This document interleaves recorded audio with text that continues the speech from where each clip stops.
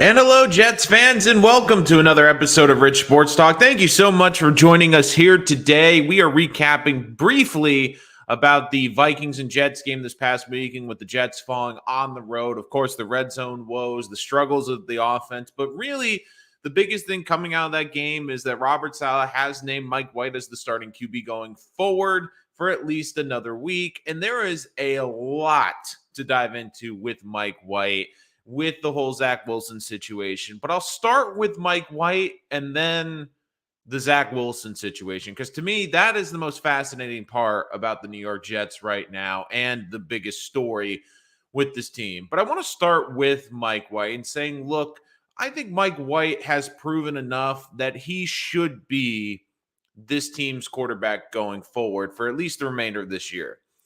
Now, do I think Mike White is the long-term answer at the quarterback position? I'm not really sure, to be honest with you guys, because I think Mike White is proving that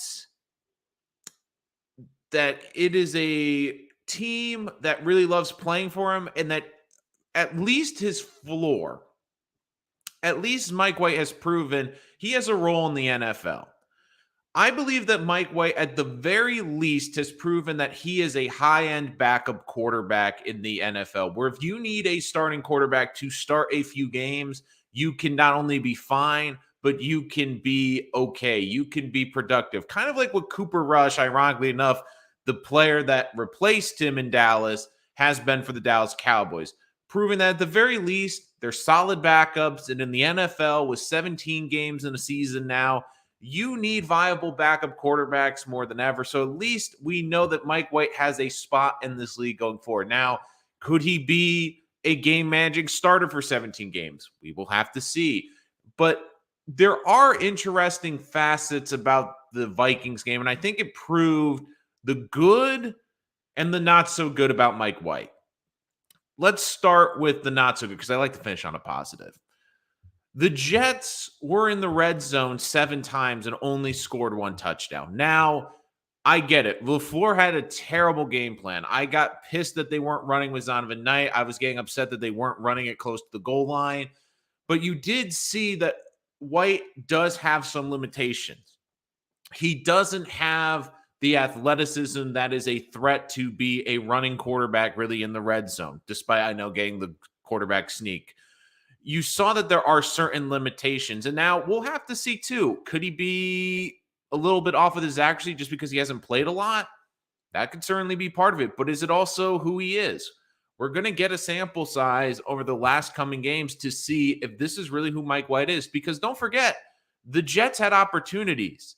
If he hits Garrett Wilson on that touchdown pass where Garrett Wilson burns the corner, the game's over.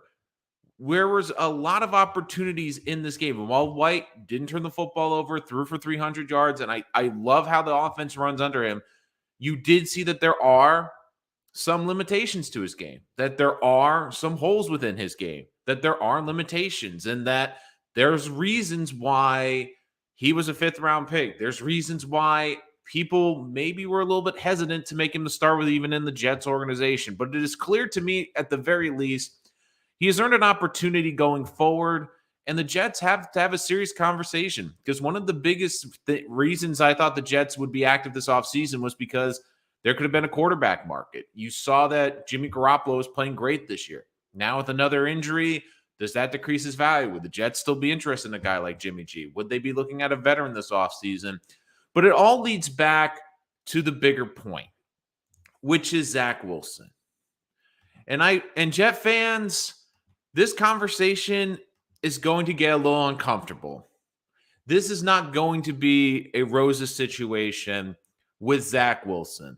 And I'm just prefacing this by telling you this. If you are someone that believes in Zach Wilson at this point and wants to believe all the positives about him going forward, you might not like what I have to say next. I feel I'm pretty consistent on this show. I've always said, to me, actions speak louder than words. I always take press conferences with a grain of salt, because there's that coach speak. It's speaking to the media. It's getting your narrative out. It's trying to spin the story. But actions, to me, from a football team and an organization, speak a lot louder than what is said in a press conference. And don't get me wrong, quotes are also powerful.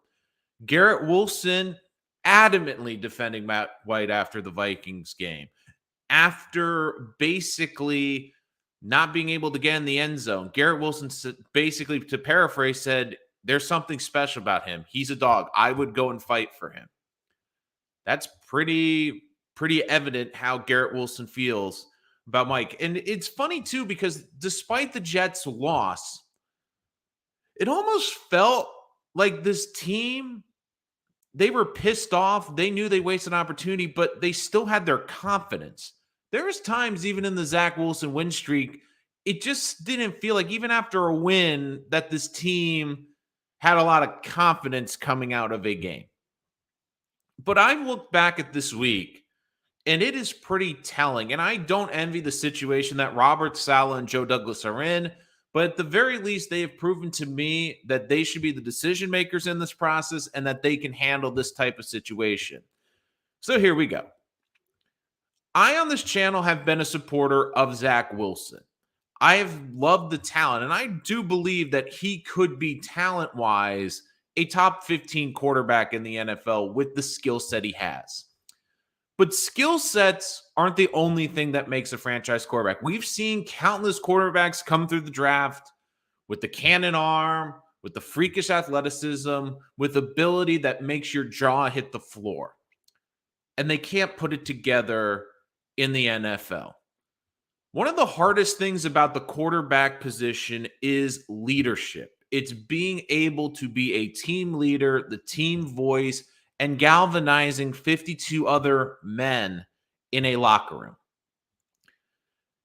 The New York Jets are a young football team, but they're not a naive football team. Garrett Wilson, like I saw some people saying after the Mike White quote, well, Garrett's a first-year player. He's not personally trying to bury Zach Wilson. But Garrett Wilson's a really smart kid. And like I said when I started this, I said, look, actions to me always speak louder than words. Zach Wilson wasn't just benched. Zach Wilson was demoted to the practice squad. That's how bad it has gotten with his performance, where he's not even dressing. They are dressing Joe Flacco instead of him the last 2 games. We will see if it changes, but from all indications, he's going to be inactive against Buffalo, and I do think they have confirmed he's going to be inactive against Buffalo. So if Zach Wilson is inactive the rest of this season, that tells me it's over. Because if you truly believe that this kid has a chance to recover, you may leave him as the backup quarterback in case an opportunity comes about. They're not even letting him do it that. The other thing, too, is a story that flew under the radar a bit this week was John Beck flew to New Jersey. He's Zach Wilson's personal quarterback coach, to try to figure out the yips. And yes, Saleh says in the press conference that they still believe in Zach. They still think they can turn around. And I know Jet fans are frustrated that he fully hasn't committed to saying that Mike White is the star for the rest of the season. But you also want to create some competition. You want Mike White to play his best football and not feel like there's a chance he could be replaced. You want that chip on his shoulder. And I do think Saleh is handling this very well. But I looked at his teammates this week, and they sent a loud message, because not only were they showing their support for Mike White, but they were going out of their way to show how much they love the guy. They go through media training. They understand that the New York media, the New York market, is the hungriest market in the country, and that they will be overanalyzed to death. Not even just the words that come out of their mouth. We will analyze the syllables to those words to try to make a story, to try to gain context, to try to gain an insight. These players understand that. They understand that they are under an incredible microscope, and they understand the current situation that the number 2 overall pick has been demoted. And yet, they've gone not only out of their way, but above and beyond out of their way to support Mike White. Now, do I think Mike White is a good influence in his locker room? Absolutely. Do I think he's the long-term answer? I'm not sure. No one can honestly say at this point. But it is clear that he is this team's quarterback this season. Because think about what has happened this week. Think about when the team got on the flight to Minnesota. How many players were wearing Mike effing White t-shirts? That was organized by CJ Uzama, who just happens to be an NFL veteran who's been around for a couple years, and he's well aware that that's going to get picked up. Not only that, but did you see who posted it? It was the New York Jets account. Why is this significant? I've worked in the sports industry. I've worked within this umbrella, and I understand that, especially with social media teams, they are given guidelines of what you can and can't post ad nauseum, because they understand that if you post something, it could be interpreted the wrong way. So if they were trying to protect Zach, and the organization was really trying to go out of their way to protect Zach Wilson, to make it, to not create more controversy, I'm pretty sure they would have told the social media team, hey, don't post those type of things. But the social media team did that anyways. Then you see Sunday before the game, they all come coordinated in the Mighty Ducks jerseys to the Minnesota game. And funny enough, Mike White's wearing the captain jersey of Charlie Conway, the leader of the Mighty Ducks, the leader of the New York Jets. They all walk out together in the Mighty Ducks jerseys together. I mean, they haven't done anything like that with Zach Wilson. And what's even more telling is Braxton Berrios, who's probably Zach Wilson's best friend on the team, was wearing not only a Mike effing White shirt on the plane, but also participated in the whole Mighty Ducks pregame. They are telling you not only do they not believe in Zach, but I'm getting the sense that his teammates cannot stand Zach Wilson. And they are sending a clear message to not only Robert Saleh, their head coach, but to the entire organization and to the entire Jets fan base. We believe in this team. We are a tight-knit group. We believe in the guys in this locker room. We just don't believe in number two. Now, do I think Zach Wilson's career in the NFL is over? By no stretch, no. But I am getting the suspicion that it might be better for both parties that Zach Wilson is not here in 2023. Because the Jets have done an unbelievable job building not only a good roster, but a really good roster. And a young roster with a lot of really young and talented players. You do not want this locker room splitting and fracturing and being divided. And you have that opportunity if you continue to push Zach Wilson down some people's throat. I don't think Zach Wilson will play another snap this season, and I'm not sure what his Jets' future is. Because even if this coaching staff feels that the talent is there and salvageable, the question will be, is it worth breaking up this team or creating rifts in this locker room? Because this locker room is telling you, they are telling the media, they are telling the fan base, not only do we not believe in Zach, but we are going to go above and beyond to show how much we really don't like Zach. And I feel bad because I do think Zach's a good kid. I think Zach is someone that has had bumps in his road in his NFL development. And it's not fair. But this is also the real world. It's not supposed to be fair. And sometimes it just doesn't work out. Like, I feel like the Jets have the right GM. I feel the Jets have the right head coach. The question is the quarterback.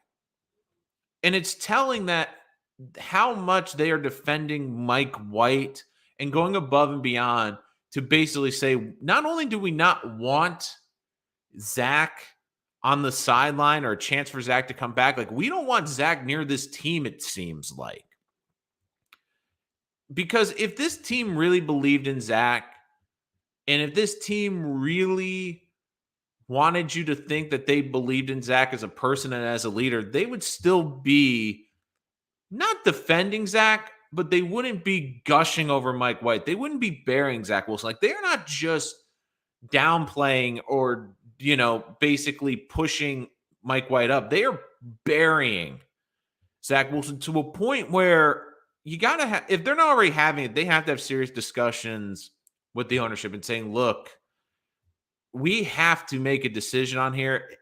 We still think Zach can be a talented quarterback, but is it worth destroying this great team and chemistry and group that we have built?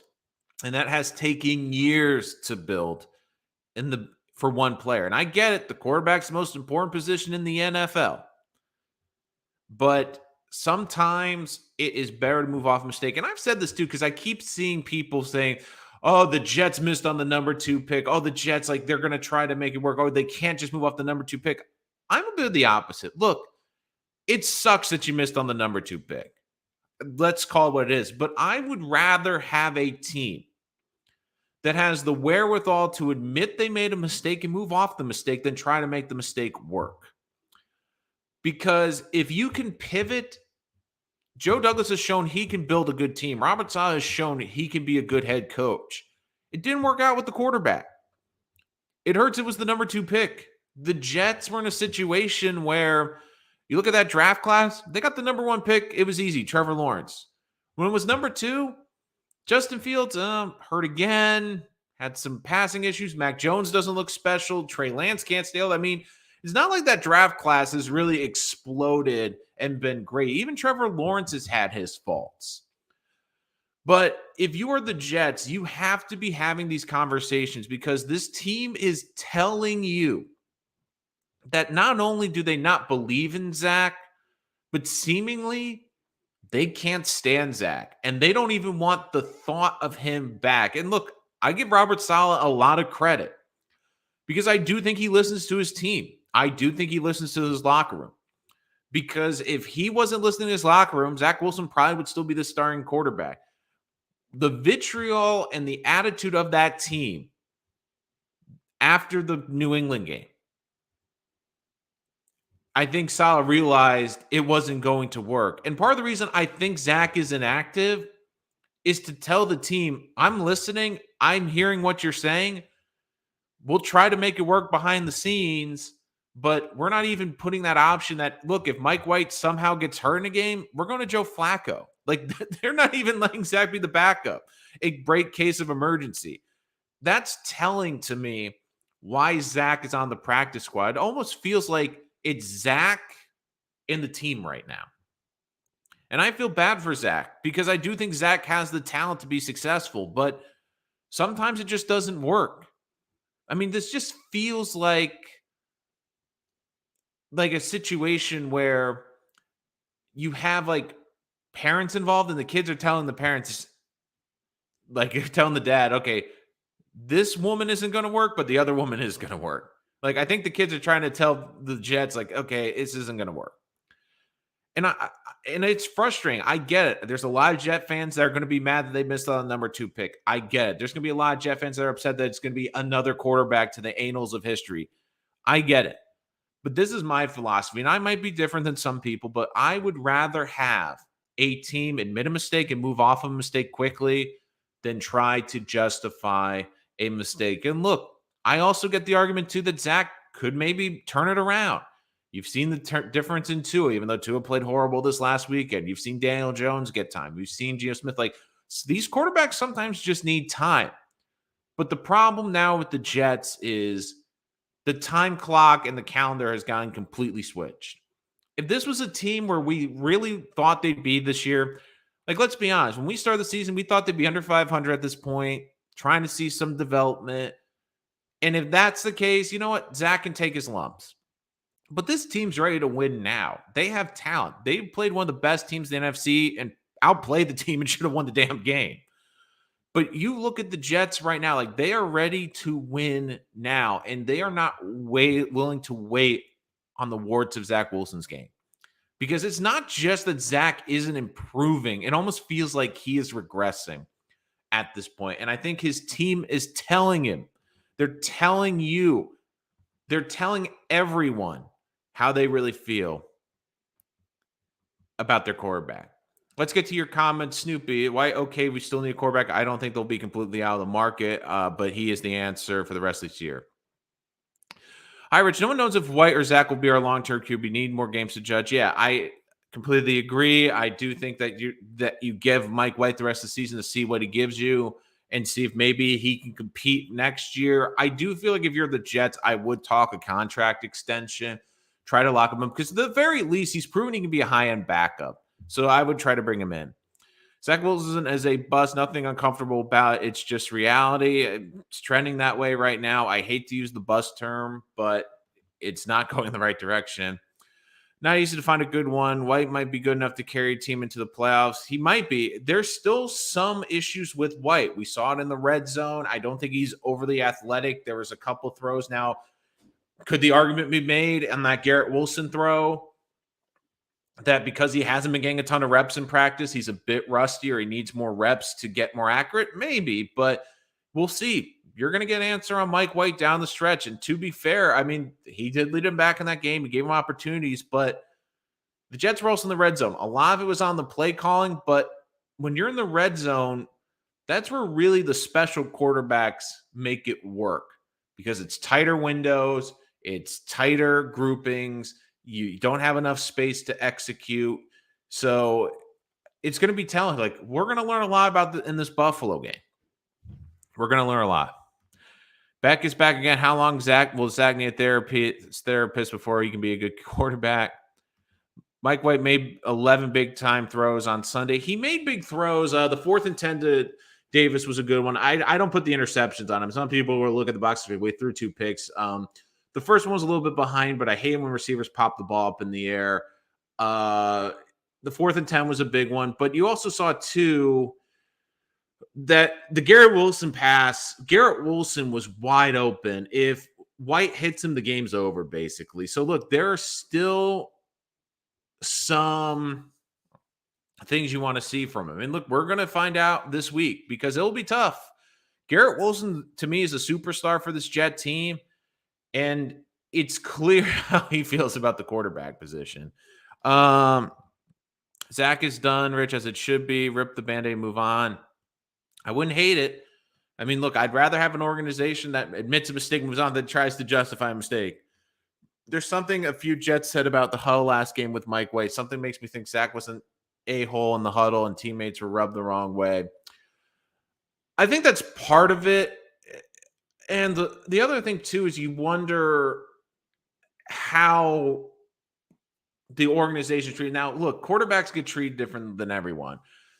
So I think a lot of it, too, and Solomon Jets, you bring up a good point. I think a lot of it, too, is also the quarterback elevates your play. And the quarterback, you're dependent on the quarterback. Breece Hall was an exception because Breece Hall was an animal and could basically do everything in the running game. But I think a great example of this is also Garrett Wilson, to me, is the best example.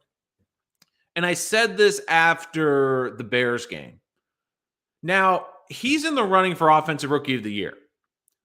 But if he had the quarterback play he had for the last 2 games and the first 3 games, I don't think it'd be close right now in terms of Offensive Rookie of the Year. Think about this.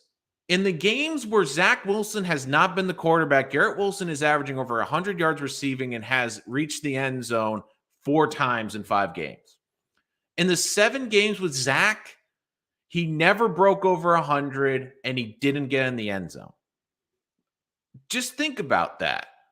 Think about the impact that that's had. And you don't think Garrett Wilson's looking back at this season and looking how the last couple games, thinking to himself, and I think one of the reasons he's defending Mike White so vehemently is like, look, if I had this quarterback play all year, not only would I be running away with Offensive Rookie of the Year, but could I be in Pro Bowl consideration? I mean, if you looked at the projections of the 5 games without Zach,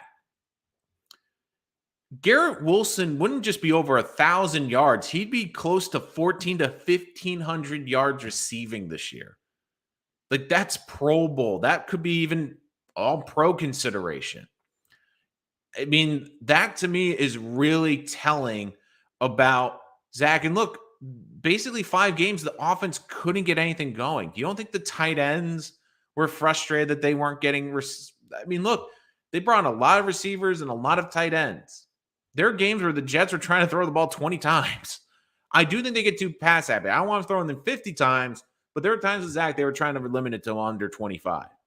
And what does that do? It limits the touches Elijah Moore gets. It limits the touches that basically Garrett Wilson gets. And look, Elijah Moore, it's funny. All of a sudden, he seems to be a lot happier and falling in line with the Jets. And now it's funny how the fan base went from get Elijah Moore out of here to, well, maybe Elijah Moore was kind of right. And it goes back, like, you look at this team, they've said all the right things. And yeah, they were winning under Zach. But I think the Elijah Moore thing, and again, I think Elijah Moore needs to be more involved. Like, if we're doing these freaking sweeps, can we give him the ball? But I think Elijah Moore was telling how he was frustrated. I mean, this was supposed to be his breakout season for the Jets, and he's not getting the football. And a lot of it's because of Zach. In the last couple games, he's been getting opportunities, and he's looked pretty good. Can't imagine if Barrios caught that pass and we won. Yeah, like that was another big drop too. But the other thing White took the blame for, was it a perfect throw? No, but he tried to take the pressure off Barry. So like, look, it's my fault. I got to throw a better ball. So that's the other thing too, is it's clear Mike White might not have the physical attributes to be a great quarterback, but it's clear that he's a great leader and he understands his role as the quarterback for the team. Let's see some other ones. Start White and add on line safety and linebacker. I mean, we're always talking about the draft. I think former Jet Guidry said that it was almost a mutiny about White and Wilson. It certainly feels like that. It certainly does. When you are the worst QB in catchable pass and worst QB under pressure, you don't need time. You need a career change. I mean, it's not trending the right way for Zach. It's not. Look, you've seen it with this offense, and San Francisco is the best example. I mean, the Jets are trying to do the San Francisco system. Look at the San Francisco system. You don't need a great quarterback. A lot of it's designed for the players in the system. And it's the best example, not even San Francisco, it's Tua.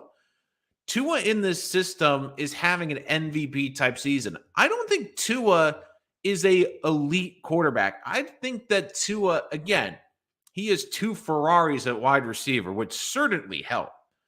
But the system elevates the quarterback. So when the Jets are sitting there with Zach, and if this system, which is designed to elevate quarterback play or designed for average quarterback play to be rewarded, Jimmy G wasn't spectacular, but he ran the system. Tua, I don't think, is spectacular, but he runs the system. When Zach can't run the system, it's alarming. And it's not going through progressions, not going through and reading his receiver, not being able to get the ball on time, running backwards on plays. And more damning, it just doesn't seem like he understands the playbook, understands the offense. And then you have the yips. Like I kept saying, like LaFleur, if you want to blame LaFleur for a lot this week, go for it. But after the Patriot game, people were saying fire LaFleur, and I'm like, you can't get mad at LaFleur if the quarterback can't do the basics of the offense. If he can't execute a screen pass or a slant or a crossing power, which are like the 3 basics, they're like the 3 jabs of playing quarterback to set up the haymaker. What else is he supposed to do? I basically said he was playing offense with an arm tie behind his back. Eric Beck is back to help Zach. He needs to sit for the rest of the year so he can work on his fundamentals. So, Melvin, even if that is the case, the problem is, like, you can't go into next season expecting him to be your starter. I mean, you at the very least have to get a quarterback in front of him where if it doesn't work with that quarterback, okay, maybe put in Zach, but If the fundamentals are that bad, you do wonder, can they be fixed? Because I've been saying all offseason, Zach Wilson had the biggest advantage of any quarterback in his class. I said he needed to work on the fundamentals this entire offseason because he wasn't learning a new scheme. He didn't have a new offensive coordinator. He didn't have a new head coach. He basically just had to work on his mechanics. And it makes you wonder what he was doing this offseason because mechanics have not gotten better. White sees the field better than Zach. He hit 10 and 9 different receivers last 2 games. Zach panics after his first reads are covered. And yeah, and Zach, I think, too, doesn't anticipate. White anticipates, like, because the scheme is designed with the receiver's supposed to be open in a window. And with Zach, I think and look, it's a tough transition, but he's waiting almost for that first receiver to be open. The receiver's going to be open in a spot. He's not going to just get automatically open. By the time you see him get open, it might be too late because then the coverage will catch up to that wide receiver. So, look, White executes well. He goes through the reads incredibly well. And I give him a lot of credit, but also shows you how much talent's on this team.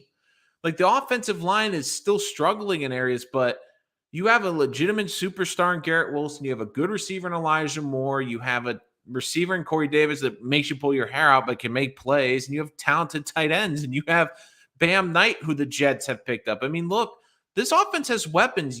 As the quarterback, you saw it in the system. You don't need to throw the ball 50 yards down the field in the air. You just need to throw it to Garrett Wilson or one of these receivers in space and let them make a play. Mike White, 3 complete games. He is averaging 350 plus yards. Mahomes is averaging 317 this year. I mean, that's pretty good. That's pretty good.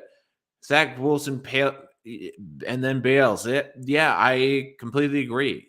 It's one of those things, too, where I get concerned watching the mechanics. And for Zach, it almost feels like a hard reboot. And it almost feels like it almost feels like kind of what happened to Sam Darnold. Like, he just needs to go somewhere else because I just get this feeling that the fan base is not going to give him time. Like, he almost needs to go to a bad team or a team kind of like with Geno Smith, where he could sit behind a starter for a year, maybe 2, work on those mechanics. And if given another opportunity, hopefully he can take advantage. And for the Jets right now, I don't think you can bet on Zach doing that. And you just wonder, has he burned too many bridges within this locker room? Yeah, Melvin, you want to make this game close. Look, I don't think that the Lions are a good football team. I mean, it's the Bills. Sorry, I jumped ahead. Look, I think that the Bills, again, are the number 1 seed, but I haven't been impressed with them the last couple of weeks. Look, the Jets have a good advantage. They have a great defense. They've already shown that they can stick it to the defense. And I know a lot of people are worried that Tre'Davious White is back in the Bills secondary. But for me, Von Miller's out this game. I think if I'm a Jet fan, I'd rather have White in and Miller out than vice versa, because the Jets' offensive line is probably their biggest weakness on their offense right now. So you take away that great pass rusher, and Buffalo's going to be a tough place to play. But look, the Jets have already beaten this team this year. Zach was efficient in that game, and I think that White can be a more efficient passer. And the Jets have some juice in the running game. Zonovan Knight's been really good. Hopefully Michael Carter comes back. The thing now, we're getting into the later months in the season. You wonder, can Josh Allen hold up? Can he hold up physically? And look, that Bills offensive line hasn't played great. They can be had. I think this Jet defense needs to play a lot better. And look, there's a lot on the line. The Jets almost have to win this game. They could lose and still be in it, but then you're relying on a lot of other teams. Like, look, go and take care of business this week and just go out there and get a win. And I understand the Bills have won a couple games since the Jets lost, but who have they beaten? I mean, they beat the Browns by 8 with Jacoby Brissett in a weird neutral site game. I didn't think they were that good. They beat the Lions on Thanksgiving. Lions, I don't think, are that good. And then they beat the Patriots. And even the Patriot game, they only scored 24 points. Like, look, the Patriots are a bad football team this year. Like, I haven't been impressed. Like, they've won 3 in a row, but I haven't been overly impressed with the Bills. So, I think that this is a good matchup, and we will preview it later this week. Mike White has 1.6 seconds of protection, the lowest in football. His processing skills are top notch. Yeah, you need that when you don't have a lot of great protection. I am curious to see who's going to start right tackle this week. Mitchell did look a little overwhelmed. Again, first game back. They went to Fant. I'm curious to see who starts there. Part of me wonders if Fant and Mitchell might be better, but it seems like Dwayne Brown they're not moving off him at left tackle. So we'll have to see what they do at right tackle. But again, Von Miller, I think, is the biggest loss on that team. So I do think that is a good thing for the Jets that Von Miller isn't playing. Let's see. Can you imagine Brees and Bam in the backfield next year? Well, it's not just Brees and Bam. It's also Michael Carter. I mean, they have a good backfield. I mean, it's funny. James Robinson, I mean, we were all killing him when he was inactive. And I know James Robinson was complaining, but it does make you think like maybe there's something there in Jacksonville. Maybe with James Robinson, he just hasn't been as healthy as the Jets would have liked to seen. But I give the Jets a lot of credit. Like Salah's making tough decisions. They've made decisions that could have backfired. I mean, think about this. Bryce Hall hasn't been active in 3 months for this Jet team.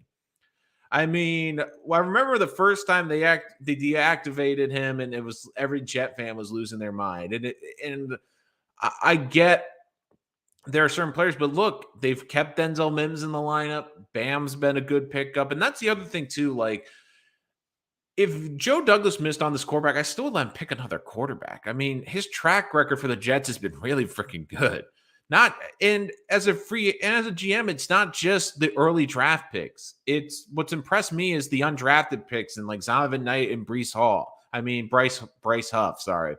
It's also impressed me with the free agent signs. The free agent signs have been really good.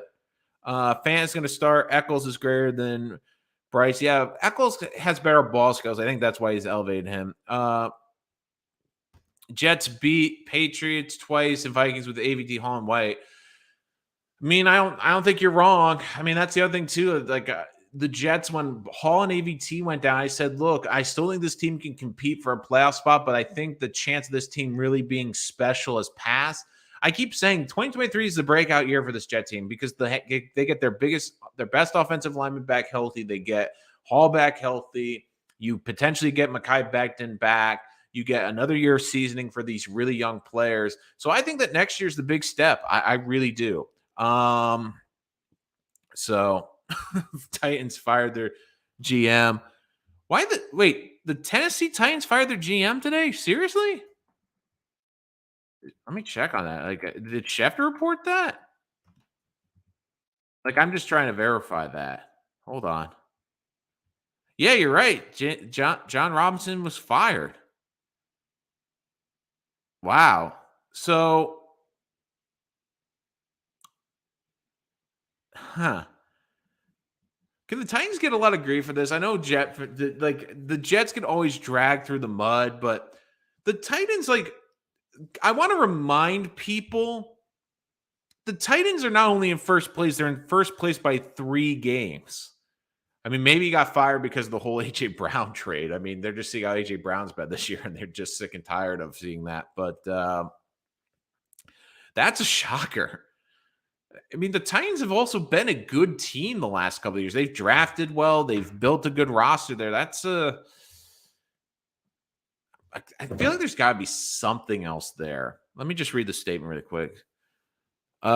Since becoming controlling owner, this is from Amy Adams Strunk, the owner. Since becoming the controlling owner in 2015, my goal has been to raise the standard for what is expected in all facets of our organization. I believe we have made significant progress both on and off the field through investments, leadership, personnel, and ideas. This progress includes the core business, which is regularly. I am proud of what we have accomplished in my 8 seasons of ownership, but I believe there's more to be done and higher aspirations to be met. I want to thank John for his dedicated work to set this organization on an upward trajectory, and I wish him the family the best. I think there's got to be something. I'll have to wait. I think there's got to be something there. I got to see if something else comes out because I feel like there's got to be some other reason why he's fired. I mean, it doesn't make sense to me. I mean, they are Is it because I mean, look, is it because AJ Brown torched them on Sunday? Is that the reason he got fired? Is because AJ Brown came back to haunt them this past weekend? Look, the Titans are still in first place. I don't care. I mean, yeah, everyone's saying, "Oh, the Jets are a terrible organization." I mean, just look around the league. I mean, the Titans are firing a first place GM. Um, uh, mm, I don't think they have they have a good defense. I like Vrabel as a coach. They're always a tough out. I think that they're closer to probably an 8-9 win team. But look, they also don't forget too. They play the AFC South. I mean, they get to the game Texans twice a year, Colts now twice a year, and Jaguars twice a year. I mean, they could have a losing record against everyone, but they could pretty much go 5-1 or 6-0 in their division. So, I mean, it's just one of those things where your division really does matter, and I think that that's part of the reason. But man, that's shocking. But back to the Jets. Look, yeah, AJ left the Titans last week. Yeah, that's why he got fired, I think. So, but look, I do think that to wrap this up, that the Jets, it's loud and clear from this locker room that this team doesn't believe in Zach Wilson. And look, do I think their praise of Mike White is a little overblown? Probably. But my biggest thing for this team is they have a tough decision. But the good news is I think they have the right people making the decisions going forward, which I couldn't say in the past.